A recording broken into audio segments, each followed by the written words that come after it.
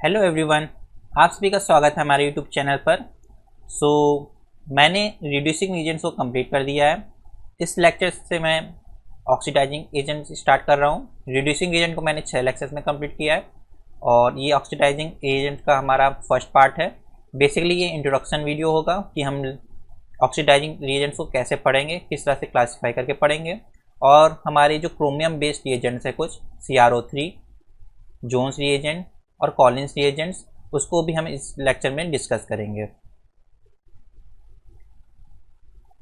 तो अगर आपने ऑक्सीडेशन और रिडक्शन का बेसिक तो इतना सबने पढ़ा रखा होता है कि अगर हमारा रिलीज ऑफ इलेक्ट्रॉन हो रहा है सिस्टम से तो हम उसको ऑक्सीडेशन बोलते हैं, जबकि हमारा कोई सिस्टम अगर इलेक्ट्रॉन एक्सेप्ट कर रहा है तो उसको हम रिडक्शन बोलते हैं। इतना तो हमने सभी ने बेसिक प्रोसेस को पढ़ा है 12th लेवल में।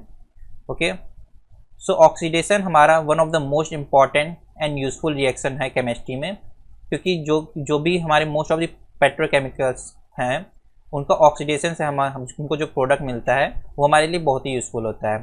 सो पेट्रोकेमिकल में हमारी मेनली ओलिफिन होता है और एरोमेटिक कंपाउंड होते हैं।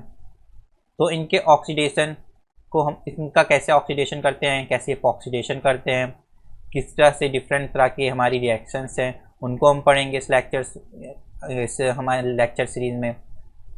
ओके, सो इनऑर्गेनिक केमिस्ट्री और ऑर्गेनिक केमिस्ट्री में हम ऑक्सीडेशन को दोनों को डिफरेंट तरह से डिफाइन करते हैं।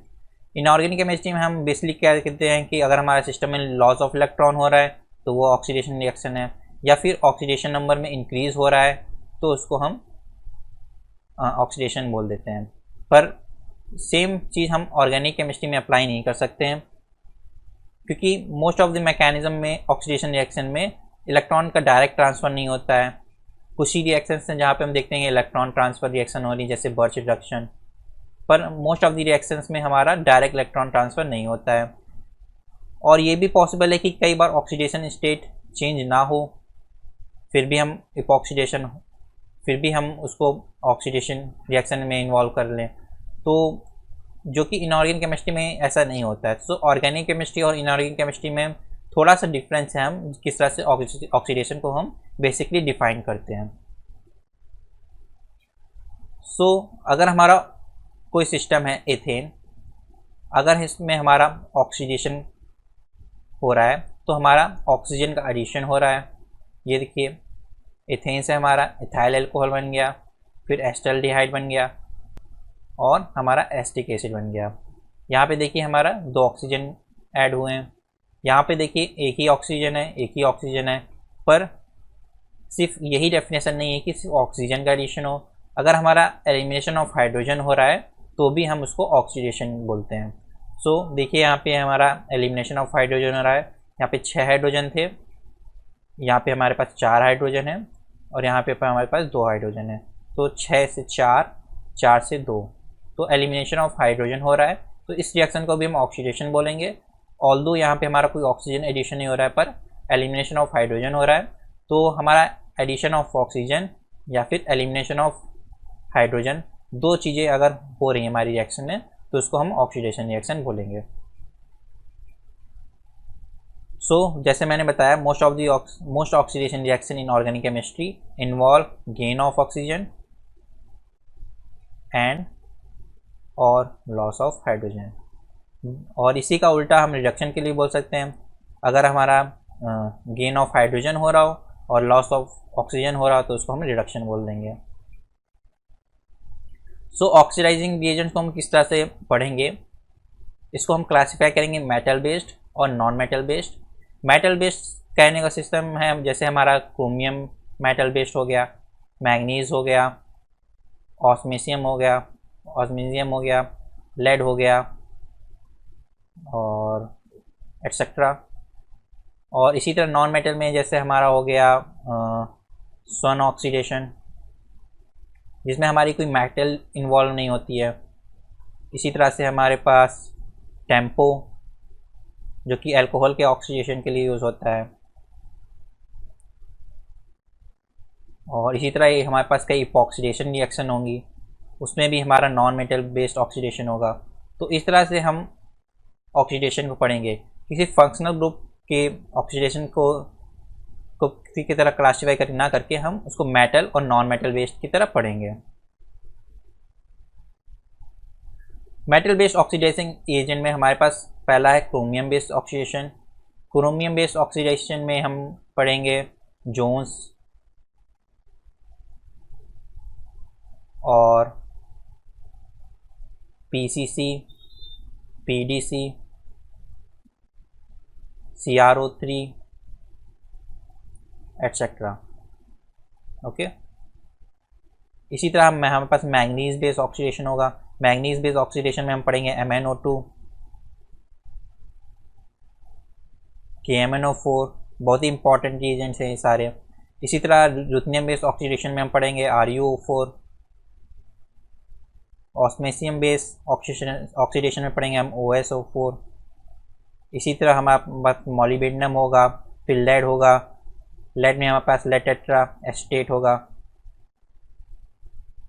और फिर हमारा लास्ट में टाइटेनियम बेस्ड ऑक्सीडेशन। तो ये 7 ऑक्सीडेशन हमको पढ़ने हैं, यही मोस्ट इंपॉर्टेंट है, और जिसमें से chromium based, manganese based, osmium based और लेड बेस्ड ऑक्सीडेशन हमारे ज़्यादा इंपॉर्टेंट हैं। सबको हम डिटेल में डिस्कस करेंगे। जैसा कि मैंने बताया, क्रोमियम बेस्ड ऑक्सीडेशन में हमको क्या क्या पढ़ना है, CrO3, Jones reagent, Collins reagent और क्रोमिल क्लोराइड को मैं इस लेक्चर में डिस्कस करूंगा, इन 4 को, और पीसीसी और पीडीसी को नेक्स्ट लेक्चर में मैं डिटेल में डिस्कस करूंगा, क्योंकि ये ज़्यादा इंपॉर्टेंट है और एग्ज़ाम में पूछे भी जाते हैं। ओके, सो स्टार्ट करते हैं अपने पहले ऑक्सीडाइजिंग एजेंट है CrO3 से। तो CrO3 हमारा एल्कोहल को एल्डिहाइड में कन्वर्ट कर देता है। इसका फर्दर ऑक्सीडेशन नहीं होता है। फर्दर ऑक्सीडेशन होता तो क्या होता, हमारे पास एसिड मिल जाता, जो कि यहाँ पे नहीं होता है। सो CrO3 को हम अगर एल्कोहल को सिर्फ हमको एल्डिहाइड में कन्वर्ट करना है तो उसके लिए हम यूज़ करते हैं। यहाँ पे बेसिक मैकेनिज्म है, हमारी एल्कोहल है जो वो CrO3 पे अटैक करेगा, तो OCrOOH हो जाएगा। फिर ऑक्सीजन हाइड्रोजन पे अटैक करेगा, ये बॉन्ड माइग्रेट करेगा और ये बॉन्ड लीव कर जाएगा, तो हमारा एल्डिहाइड बन जाएगा और H2CrO3 हमारा बाई प्रोडक्ट होगा। तो ये बहुत ही सिंपल मैकेनिज्म है, बहुत सिंपल रिएक्शन, ऐसा कुछ कॉम्प्लेक्स नहीं है इसमें। तो इंटायर रिएक्शन हमने 12th स्टैंडर्ड में पढ़ी हुई है, बहुत ही बेसिक, कि हमारे पास यहाँ पे जो भी बेंजाइलिक पोजीशन पे CH3 ग्रुप होता है उसको हमको एल्डिहाइड में कन्वर्ट करना होता है, तो क्रोमिल क्लोराइड हम यूज़ करते हैं। ये हमारे पास क्या है, क्रोमिल क्लोराइड। क्या हम सेम टाइप रिएक्शन हम किसी दूसरे रिएजेंट को यूज़ करके कर सकते हैं, इसको भी देखते हैं। जो भी हमने पढ़ा CrO3, सेम टाइप की रिएक्शन हम, हमारे पास बेंजाइलिक पोजीशन पे CH3 ग्रुप है, उसको हम एल्डिहाइड में कन्वर्ट करना है, तो हम इस रिएक्शन को भी यूज़ करते हैं, CrO3 को एसिटिक एनहाइड्राइड सॉल्वेंट में। ये हमारा इंटरमीडिएट होगा। इस इंटरमीडिएट का हम जब हाइड्रोलिसिस करेंगे तो हमको अपना फाइनल प्रोडक्ट मिलेगा। अभी ये देखिए, बहुत इंपॉर्टेंट रिएक्शन है CrO3 इन एसिटिक एसिटिक। किस तरह से हमारा साइक्लोहेक्सिनोन को किस तरह से इस कंपाउंड में कन्वर्ट कर रहा है। देखिए, नंबर ऑफ कार्बन इसमें भी सेम है, 1 2 3 4 5 एंड 6। ओके, तो 6 कार्बन इधर हैं, 6 कार्बन इधर हैं। डिफरेंस क्या हुआ, यहाँ पे हमारा एसिटिक, यहाँ पे हमारा कार्बोक्सिलिक ग्रुप आ गया, इधर भी हमारा कार्बोक्सिलिक ग्रुप आ गया। तो इसकी मैकेनिज्म देखते हैं, बहुत ही इंटरेस्टिंग मैकेनिज्म है। ये देखिए, हमारा साइक्लोहेक्सिनोन सिस्टम है, ये हमारा इनॉल फॉर्म में भी एग्जिस्ट करेगा। ये इसका इनॉल फॉर्म है, ये कीटो फॉर्म है, ये हमारा कीटो फॉर्म है। ओके, ये हमारा इनॉल फॉर्म है। ओके, तो इनॉल फॉर्म में हमारा OH ग्रुप है। देखिए, जैसा अल्कोहल था हमारे यहाँ पास, ये देखिए अल्कोहल था हमारे पास, इसने CrO3 पे अटैक किया था। सेम रिएक्शन हमारी यहाँ पे हो रही है, अल्कोहल है, CrO3 पे अटैक किया है, OCrOOH बन गया। फिर वाटर है हमारे पास एज अ सॉल्वेंट, वाटर ने अटैक किया है डबल बॉन्ड पे, ये बॉन्ड शिफ्ट किया और HCrO3 हमारा लीव कर दिया, तो यहाँ पास OH और कीटो ग्रुप आ गया। अब CrO3 हमारा ऑक्सीडाइजिंग एजेंट है, तो अल्कोहल को वो कीटोन में कन्वर्ट कर देगा। ये 2 डिग्री अल्कोहल है हमारा, 2 डिग्री अल्कोहल को कीटोन में कन्वर्ट कर देगा। ओके, इसने कीटोन में कन्वर्ट कर दिया। अभी फिर से कीटो फॉर्म आ गया है, कीटो फॉर्म हमारा इनॉल फॉर्म में एग्जिट करेगा और ये देखिए ज़्यादा स्टेबल होगा। यहाँ पे इतना स्टेबल हमारा इनॉल फॉर्म नहीं था, जबकि यहाँ पे इतना स्टेबल है, क्योंकि यहाँ पे हमारे पास हाइड्रोजन बॉन्डिंग की पॉसिबिलिटी है। यहाँ पे बस हमारे पास हाइड्रोजन बॉन्डिंग की भी पॉसिबिलिटी है, इसलिए हमारा ये ज़्यादा स्टेबल होगा इंटरमीडिएट। ये इंटरमीडिएट जब ज़्यादा स्टेबल होगा तो रिएक्शन हमारी आगे और फॉरवर्ड करेगी। तो यहाँ पे देखिए फिर से अल्कोहल है, सेम टाइप की रिएक्शन यहाँ पे जो हुई थी यहाँ पे भी होगी। अल्कोहल ने CrO3 पर अटैक किया, वो CrO3H बना, फिर वाटर ने हमारे पास कीटो ग्रुप पर अटैक किया, फिर ये CO बॉन्ड माइग्रेट करेगा तो हमको कीटीन मिला, ये हमारा कीटीन है। अब कीटीन का जब हम हाइड्रोलिसिस करते हैं हमको एसिड मिलता है, बेसिक रिएक्शन, तो हमको ये फाइनल प्रोडक्ट मिला। तो मैकेनिज्म में आप देख सकते हैं कि कीटो फॉर्म हमारा पहले इनॉल फॉर्म में कन्वर्ट हो रहा है। इनॉल फॉर्म में जो हमारा अल्कोहल है, OH ग्रुप है, हाइड्रोक्सी ग्रुप है, उसने हमारे CrO3 पे अटैक किया, तो हमको एक हाइड्रोक्सी ग्रुप मिला और एक कीटो ग्रुप मिला। अब इसका फर्दर ऑक्सीडेशन होगा, हमको 2 कीटो ग्रुप मिल गए। ये कीटो ग्रुप हमारा इनॉल फॉर्म में एग्जिस्ट कर सकता है, ये इनॉल फॉर्म में एग्जिस्ट कर गया और ये ज़्यादा स्टेबल है क्योंकि यहाँ पे हमारे पास हाइड्रोजन बॉन्डिंग है। फिर हमारे पास वाटर ने अटैक किया as a nucleophile carbonyl group पे, यह इलेक्ट्रोफाइल है, तो यहाँ पे O- आएगा, फिर O- बैक करेगा, ये बॉन्ड माइग्रेट करेगा और CrO3H लीव कर जाएगा, तो हमारे पास कीटीन बन गया। ये हमारा कीटीन है और यहाँ पे एसिड एक तो है ही, फिर कीटीन का जब हम हाइड्रोलिसिस करेंगे तो एसिड बन जाएगा। सो बहुत इंपॉर्टेंट रिएक्शन है और बहुत ही स्ट्रेंज टाइप का प्रोडक्ट हमको मिल रहा है। इस तरह की रिएक्शन बहुत ही कम हमको देखने को मिलती है। सो हम जोन्स रिएजेंट को डिस्कस करते हैं। ये भी क्रोमियम बेस्ड रिएजेंट है हमारा। जोन्स रिएजेंट में क्या हम देखते हैं कि हमारा H2SO4 विथ CrO3 यूज़ कर रहे हैं। पहले हम CrO3 को किसी एसिटिक एसिड में यूज़ कर रहे थे या वाटर के साथ यूज़ कर रहे थे, पर यहाँ पे हमारा क्या है एसिटिक एसिड है, तो acetic aqueous solution of chromic acid, this is acetic aqueous solution of chromic acid is Jones reagent. Okay, तो ये किस तरह से ऑक्सीडेशन करता है हम देखते हैं। जोन्स रिएजेंट देखिए 2 डिग्री अल्कोहल को कीटोन में कन्वर्ट कर देता है। ये हमारा 2 डिग्री अल्कोहल है, 2 डिग्री अल्कोहल को जोन्स ने कीटोन में कन्वर्ट कर दिया। ये साइक्लोहेक्सेन रिंग है और हाइड्रोक्सी ग्रुप है हमारा, साइक्लोहेक्सेन रिंग पे हाइड्रोक्सी ग्रुप, और यहाँ पे भी देखिए हमारा हाइड्रोक्सी ग्रुप है, इसको भी कीटो ग्रुप में ऑक्सीडाइज कर दिया। बहुत ही सिंपल रिएक्शन, इसमें कुछ ऐसा सोचना भी नहीं है। अब इसकी एडवांटेज क्या है जोन्स रिएजेंट की। जोन्स रिएजेंट को हम एस्टोन सॉल्वेंट यूज़ करते हैं बेसिकली, ये देखिए Aston solution of alcohol use करते हैं, तो हम इसको ईजिली डिकैंट कर सकते हैं। डिकैंट मतलब कि एक तरह से थ्रो कर सकते हैं, और इसका वर्कअप भी ईजी होता है क्योंकि हम एस्टोन सॉल्वेंट यूज़ कर रहे हैं। अपने अगर लैब में कुछ रिएक्शन परफॉर्म किए हो तो एस्टोन में हमारी रिएक्शन बहुत ईजी होती है क्योंकि उसका हम वर्कअप भी बहुत आसान से कर सकते हैं। अगर हमको प्राइमरी अल्कोहल को एसिड में ऑक्सीडाइज करना हो, मतलब हमको अगर ओवर ऑक्सीडेशन करना हो, ओवर ऑक्सीडेशन में हमारा जोन्स रिएजेंट बहुत ही अच्छा है। मतलब हमारा अल्कोहल को ये पूरा एसिड में ऑक्सीडाइज कर देगा, एल्डिहाइड पे ही नहीं रुकेगा। ये देखिए हमारा अल्कोहल था, अल्कोहल हमारा पहले एल्डिहाइड में ऑक्सीडाइज हुआ, एल्डिहाइड से फिर हमारा एसिड में ऑक्सीडाइज हुआ, तो ये ओवर ऑक्सीडेशन इसको बोलते हैं। ये हमारा ओवर ऑक्सीडेशन है। ओके, अब आपने देखा होगा कि हमने यहाँ पे इसमें H2SO4 यूज़ किया था। अगर हमारा कोई फंक्शनल ग्रुप एसिड सेंसिटिव है तो उसके लिए रिएक्शन अच्छी नहीं होगी क्योंकि ये H2SO4 उस फंक्शनल ग्रुप को डिस्ट्रॉय कर देगा। मान लीजिए कोई प्रोटेक्टिंग ग्रुप है जो एसिड लेबाइल है, तो वहाँ पे ये रिएक्शन हमारी अच्छी वर्क नहीं करती, वहाँ पे फेल हो जाएगी क्योंकि वो जो एसिड प्रोटेक्टिंग ग्रुप है उसको हमारा ये डिप्रोटेक्ट कर देगा एसिड। ओके, और कई रिएक्शन जहाँ पे एसिडिक कंडीशन में हमारा डिहाइड्रेशन भी हो सकता है, जैसे हमारा ये सिस्टम है OH। ओके, तो यहाँ पे हम अगर हमारे एसिड यूज़ करें तो हमको अल्फ़ा बीटा अनसैचुरेटेड कीटोन मिल जाएगा। यहाँ पे अगर H2SO4 यूज़ कर लें तो हमारा क्या हो जाएगा, RCO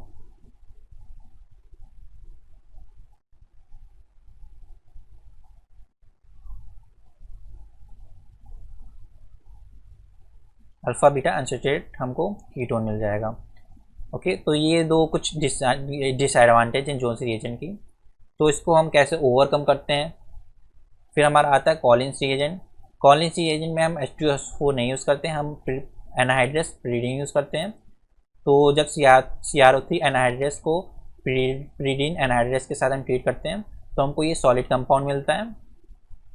यही हमारा कॉलिन्स रिएजेंट है। तो हमारे जोन्स रिएजेंट में क्या प्रॉब्लम आ रही थी कि क्योंकि कुछ फंक्शनल ग्रुप हमारे ससेप्टेबल थे, मतलब कि हमारे एसिड जो प्रोटेक्टिंग ग्रुप है वो उसका मतलब डिस्ट्रॉय कर देता था, पर यहाँ पे वो नहीं है। तो ये मॉलिक्यूल इस सेंसिटिव स्ट्रॉन्ग एसिड उसका हम तब यूज़ कर सकते हैं जहाँ पे हमारा कोई, अभी देखा होगा हमने, जैसे मान लीजिए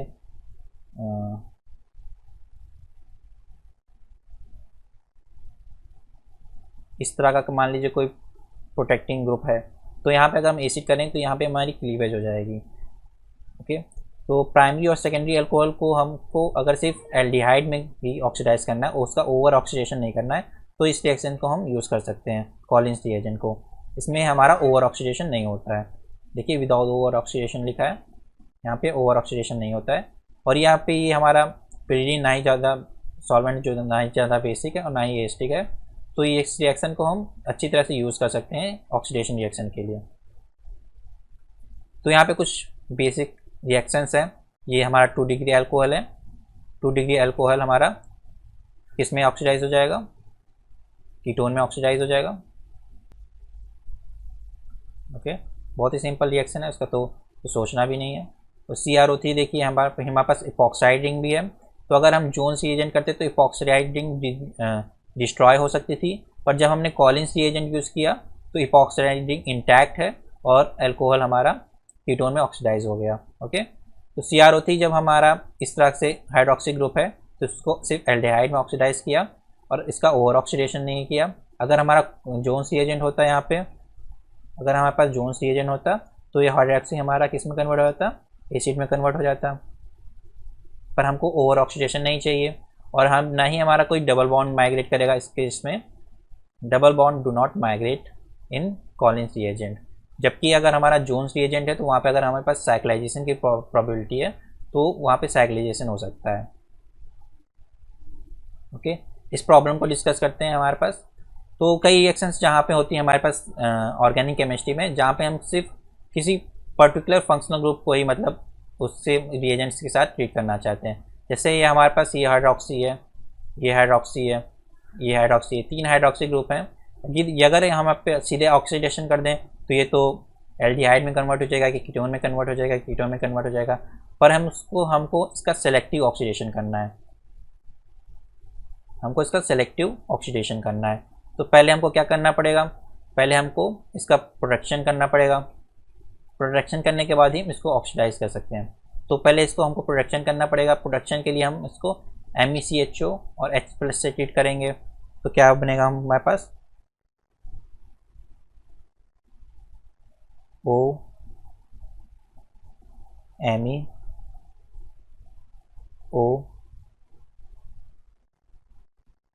ये रहेगा हमारा सिस्टम। फिर हमारे पास क्या बचेगा, CH2 CH2 C, यहाँ पे हमारे पास OH है, CH2 CH2 CH2, ठीक है, यहाँ पे पास OH है। फिर दूसरे स्टेप में क्या होगा, कॉलिन्स रिएजेंट। कॉलिन्स रिएजेंट क्या करेगा, अब इस अल्कोहल को ऑक्सीडाइज कर देगा। तो यहाँ पे पास क्या हो जाएगा, सेकेंड स्टेप में कीटोन। ठीक है, तो देखिए आपने अब इसको बाद हमको इसको क्लीव कराना है तो कोई स्ट्रॉन्ग एसिड यूज़ कर सकते हैं। तो हमारे पास फिर से अल्कोहल आ जाएगा और ये हमारा कीटोन में कन्वर्ट हो गया। तो हमने किस तरह से सेलेक्टिव ऑक्सीडेशन किया, यहाँ पे हमारे पास 1,3-डायोल था। 1,3-डायोल के भी प्रोटेक्शन के लिए हमने MECHO एसिड यूज़ किया। फिर हमने कॉलिन्स रिएजेंट से इस अल्कोहल को ऑक्सीडाइज कर दिया, तो हमको फाइनल प्रोडक्ट मिल गया। तो किस तरह से हम सेलेक्टिव ऑक्सीडेशन और ऑक्सीडेशन रिएक्शन से प्ले कर सकते हैं, और इस तरह से हमारे पास एग्जाम में प्रॉब्लम्स भी पूछी जाती हैं। तो ये बहुत ही इंपॉर्टेंट है। अब आगे लेक्चर्स में मैं डिटेल में डिस्कस करूँगा इंपॉर्टेंट रिएजेंट। ये तो हमारा इंट्रोडक्शन लेक्चर था। इसमें बहुत ही कुछ मैंने ज़्यादा डिस्कस नहीं किया। तो अगर आपको आगे की लेक्चर्स देखने हैं, अगर आपको ये वीडियो पसंद आया तो please do like and share with your friends and subscribe to our channel, क्योंकि मैं पूरी रिएजेंट सीरीज़ कंप्लीट कर रहा हूँ। और अगर आप अप्रिसिएट करेंगे तो मैं ज़्यादा ही अच्छा कंटेंट डालूंगा। So please do subscribe to our channel and thanks for watching. Thank you.